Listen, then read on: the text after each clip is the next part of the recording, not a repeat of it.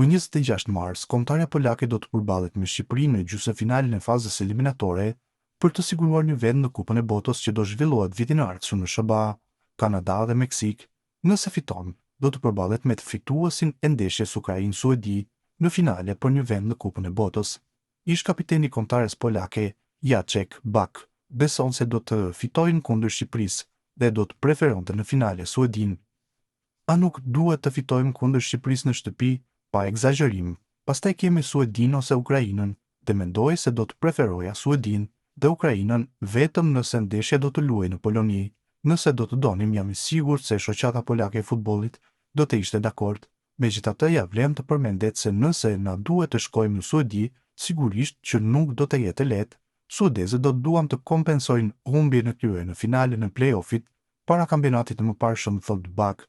Shqipëria, pse duhet kemi frikë? Ne luajtëm në kushte të barabarta me Holandën, por kemi frikë kundër Shqipërisë ose Saudisë? E kuptoj që kjo nuk do të jetë një ndeshje e lehtë. Nëse dikush pret një të tillë, duhet të korrigjohet menjëherë. Do të shtyjmë, do të luftojmë dhe do të vendosim kushte të vështira, por nuk mund ta imagjinoj që të mos fitojmë. Shqipëria të mos gënjejmë veten. Siç thot Urbani, ne jemi favorit dhe supozohet të fitojmë këtë ndeshje, thekson Bak.